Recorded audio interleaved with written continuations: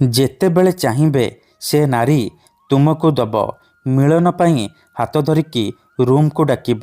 କେବଳ ଲୁଣ ପାଣି ଏହି ଜାଗାରେ ଢାଳି ଦିଅନ୍ତୁ। ଯଦି ଆପଣ କେଉଁ ଝିଅ ବା ବିବାହିତା ସ୍ତ୍ରୀର ସୁନ୍ଦରତାକୁ ଦେଖି ତା ଆଡ଼କୁ ଆକର୍ଷିତ ହେଉଛନ୍ତି, ତାକୁ ପଟେଇ ତାଠାରୁ ନିଜର ମନ ମୁତାବକ କାମ ହାସଲ କରିବାକୁ ଚାହୁଁଛନ୍ତି, ତେବେ ଆଜିର ଏହି ଭିଡ଼ିଓଟି ଆପଣଙ୍କର ଇଚ୍ଛାକୁ ପୂରଣ କରିବ। କାରଣ ଆଜିର ଏହି ଭିଡ଼ିଓଟିରେ ମୁଁ ଆପଣଙ୍କୁ ଶିଖେଇବି ଲୁଣ ପାଣି ସାହାଯ୍ୟରେ ଝିଅ ପଟେଇବା ପାଇଁ ବଶୀକରଣ ବିଦ୍ୟା, ନାରୀ ମୋହିନୀ ବଶୀକରଣ ବିଦ୍ୟା, ଯାହାର ପ୍ରୟୋଗରେ ଆପଣ ସୁନ୍ଦରୀରୁ ସୁନ୍ଦରୀ ଝିଅ ବା ସୁନ୍ଦରୀ ପଡ଼ିଶା ଘର ଭାଉଜକୁ ଅତି ସହଜରେ ପଟେଇ ପାରିବେ। ତାଠାରୁ ନିଜର ମନ ମୁତାବକ କାମ ହାସଲ କରିପାରିବେ। ଏହି ବଶୀକରଣ କରିବା ପାଇଁ ଆପଣଙ୍କୁ କୌଣସି ପ୍ରକାର କଷ୍ଟ କାମ କରିବାକୁ ପଡ଼ିବନି କିମ୍ବା କିଛି ବି ପଇସା ଖର୍ଚ୍ଚ କରିବାକୁ ପଡ଼ିବନି। କେବଳ ଅଳ୍ପ ଟିକେ ଲୁଣ ଆଣିବେ ଆଉ ଗୋଟିଏ ଗ୍ଲାସରେ ପାଣି ଆଣିବେ। ତାପରେ ମୁଁ ଆପଣଙ୍କୁ କିଛି ପ୍ରୟୋଗ ବିଧି ଶିଖେଇବି। ଆପଣ ସେହି ପ୍ରୟୋଗ ବିଧିକୁ ଠିକ୍ ଭାବରେ କରିଦେବେ। ତାପରେ ଲୁଣ ପାଣିକୁ ନେଇକି ଏହି ଜାଗାରେ ଢାଳିଦେବେ। ଯେମିତି ଆପଣ ଲୁଣ ପାଣି ଏହି ଜାଗାରେ ଢାଳିବେ, ସେହି ସମୟଠାରୁ ସେ ଝିଅ ବା ନାରୀ ଆପଣଙ୍କ ଆଡ଼କୁ ଆକର୍ଷିତ ହେବାକୁ ଲାଗିବ। ରାତି ଦିନ ଆପଣଙ୍କ କଥା ଭାବିବ।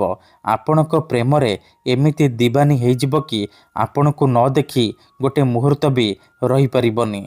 ନମସ୍କାର ଫ୍ରେଣ୍ଡସ୍, ଓଡ଼ିଆ ଫଣ୍ଡା ଚ୍ୟାନେଲକୁ ଆପଣମାନଙ୍କୁ ସ୍ୱାଗତ। କେତେଥର ଏମିତି ହେଇଥାଏ କି ଆପଣ ଯେଉଁ ଝିଅକୁ ଭଲ ପାଉଛନ୍ତି ସେ ଝିଅ ଆପଣଙ୍କୁ ଭଲ ପାଏନି, ଅନ୍ୟ କାହାକୁ ଭଲ ପାଏ, ଆଉ ଆପଣ ତା ପଛରେ ଗୋଡ଼େଇ ଗୋଡ଼େଇ ନିଜର ସବୁ ସମୟ ସାରିଦିଅନ୍ତି, କିନ୍ତୁ ସେ ଝିଅକୁ ପଟେଇ ପାରନ୍ତିନି। ଯଦି ଆପଣ ବି ଏହିପରି ପରିସ୍ଥିତିରେ ପଡ଼ିଛନ୍ତି, ତେବେ ମୋ କଥା ମାନି ଲୁଣ ପାଣି ଏହି ଜାଗାରେ ଢାଳି ଦିଅନ୍ତୁ। ଗ୍ୟାରେଣ୍ଟି ଦେଉଛି ସେ ଝିଅ ଯେତେ ଦୂରରେ ଥିଲେ ମଧ୍ୟ ରାତିଦିନ ଆପଣଙ୍କ କଥା ଭାବିବ। ନିଜେ ଆସିବ, ଆପଣଙ୍କର ପାଦ ତଳେ ପଡ଼ିବ, ଆପଣଙ୍କୁ ଭଲ ପାଉଛି ବୋଲି କହିବ। ଏହି ବଶୀକରଣ ଦୁନିଆର ସବୁଠାରୁ ସହଜ କିନ୍ତୁ ମହାଶକ୍ତିଶାଳୀ ନାରୀ ମୋହିନୀ ବଶୀକରଣ। ଏହାର ପ୍ରୟୋଗ କେବେ ବି ଖାଲି ଯାଏନି। ଯିଏ ବି ଲୁଣ ପାଣିର ଏହି ବଶୀକରଣ କରିଛି 100ରୁ 100% ସଫଳ ହେଇଛି। ତେଣୁ ଯଦି ଆପଣ ଝିଅ ପଟେଇବାକୁ ଚାହୁଁଛନ୍ତି, ସୁନ୍ଦରୀ ବିବାହିତା ନାରୀକୁ ପଟେଇବାକୁ ଚାହୁଁଛନ୍ତି, ତେବେ ଗୋଟିଏ ଥର ଏହି ବଶୀକରଣ କରିକି ଦେଖନ୍ତୁ।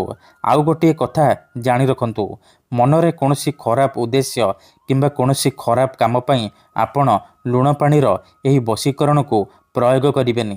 କାହିଁକି ନା ମାତ୍ର ଥରେ ଯେଉଁ ଝିଅ ବା ନାରୀ ଉପରେ ଏହି ବଶୀକରଣ ପ୍ରୟୋଗ କରିଦେବେ, ସିଏ ସେହି ସମୟଠାରୁ ଆପଣଙ୍କର ଗୁଲାମୀ କରିବ, ଆପଣଙ୍କର ଇସାରାରେ ନାଚିବ। ଆପଣ ତାକୁ ଯାହା କହିବେ, ଯେମିତି କହିବେ ସିଏ କରିବ, କୌଣସି ପ୍ରକାର ବାଧା ଦେବ ନାହିଁ। ତେବେ ଏହି ବଶୀକରଣ ଆପଣ କିପରି କରିବେ, କେମିତି କରିବେ, ଏହାର ପ୍ରୟୋଗ ବିଧି କ'ଣ, ମୁଁ ଆପଣଙ୍କୁ ଶିଖେଇବି। ଜାଣିବା ପାଇଁ ଭିଡ଼ିଓଟିକୁ ମୂଳରୁ ଶେଷ ପର୍ଯ୍ୟନ୍ତ ପୁରା ଧ୍ୟାନ ସହିତ ଦେଖନ୍ତୁ। ବିଧିଟି ଜାଣିବା ପୂର୍ବରୁ ଯଦି ଆପଣ ଆମ ଚ୍ୟାନେଲକୁ ପ୍ରଥମ ଥର ଆସିଛନ୍ତି, ତେବେ ଦୟାକରି ଚ୍ୟାନେଲକୁ ସବସ୍କ୍ରାଇବ୍ କରି ପାଖରେ ଥିବା ବେଲ୍ ଆଇକନ୍କୁ ମଧ୍ୟ ଦବାଇ ଦିଅନ୍ତୁ, ଯାହାଦ୍ୱାରା ଆମେ ଯେଉଁ ବି ଭିଡ଼ିଓ ଅପଲୋଡ଼ କରିବୁ ସର୍ବପ୍ରଥମେ ଆପଣ ଦେଖିପାରିବେ ଆଉ ତା'ର ଲାଭ ପାଇପାରିବେ। ତେବେ ଚାଲନ୍ତୁ ଜାଣିବା ଏହି ବଶୀକରଣ ଆପଣ କିପରି କରିବେ। ମନେ ରଖନ୍ତୁ, ଏହି ବଶୀକରଣ ବିଧିକୁ ଆପଣ କେଉଁ ବି ବାରରେ କରିପାରିବେ। ଠିକ୍ ଅଛି, ପ୍ରଥମେ ଆପଣ କ'ଣ କରିବେ, ଅଳ୍ପ ଟିକେ ଲୁଣ ଆଣିବେ ଆଉ ଗୋଟିଏ ଗ୍ଲାସରେ ପାଣି ଆଣିବେ। ତାପରେ ସେ ପାଣି ଗ୍ଲାସକୁ ନିଜ ସାମ୍ନାରେ ରଖିବେ ଆଉ ଲୁଣରୁ ଅଳ୍ପ ଟିକେ ଲୁଣ ହାତରେ ଧରିବେ ଆଉ ଏହି ମନ୍ତ୍ରକୁ ଗୋଟିଏ ଥର ପଢ଼ିବେ। ଲବଣେ ଶକ୍ତି ଆକର୍ଷଣମ୍ ଆମୁକଂ ତୀବ୍ର ବଶୀଭୂତଂ। ମନ୍ତ୍ର ପଢ଼ି ସାରିବା ପରେ ଲୁଣକୁ ପାଣି ଗ୍ଲାସରେ ପକାଇଦେବେ।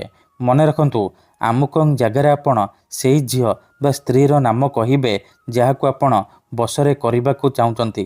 ଏହିପରି ଆପଣ 3 ଥର ଲୁଣ ଧରିବେ, 3 ଥର ମନ୍ତ୍ର ପଢ଼ିବେ।